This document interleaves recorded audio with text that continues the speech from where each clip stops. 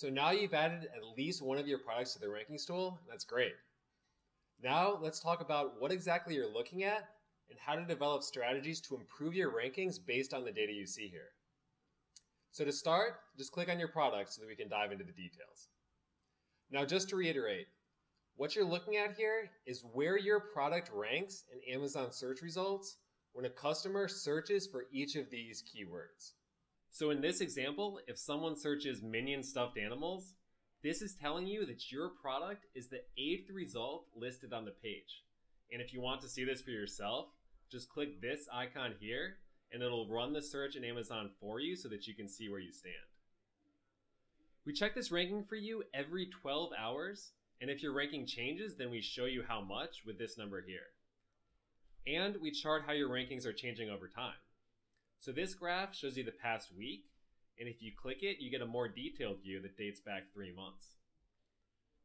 All of your keywords are automatically sorted from your highest ranking to your lowest. And to get a rough estimate of how these keywords compare in terms of search traffic, we show you Google's estimated monthly search volume for each one. So you might be saying, great, I have all this data. What am I supposed to do with it? Well, frankly, I'm glad that Peter asked, because reading this data correctly can give you a huge advantage. Here's how. There are a few things that help your rankings more than organic sales. That is, sales that come in from a customer doing a keyword search and then selecting your product. But when you're just starting out, these can be really hard to come by unless you're strategic with how you optimize your listing. And the rankings tool can tell you exactly how to do that. So let's take a look at these rankings.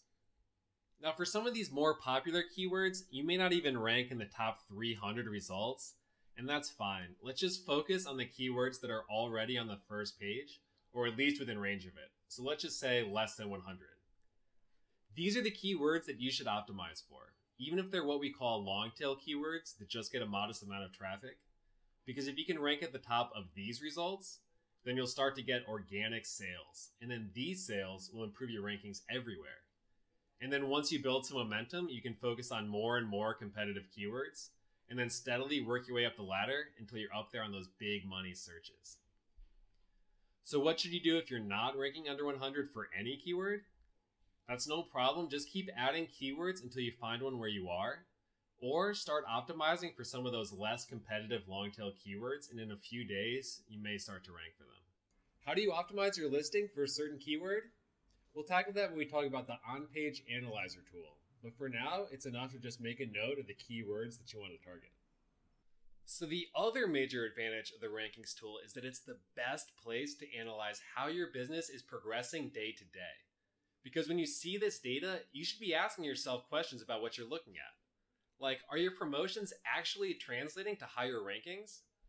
Are your competitors making any moves that you need to know about?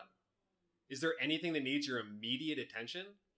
And just overall, are your marketing efforts taking you in the right direction? Or maybe do you need to take a step back and rethink your strategy? The rankings tool is always the first place that you should look to answer all of these questions. And once you're all set up there, it's time to start making those sales. In the next video, I'll start walking you through how to run your first promotion so that we can get those rankings moving in the right direction. I'll see you there.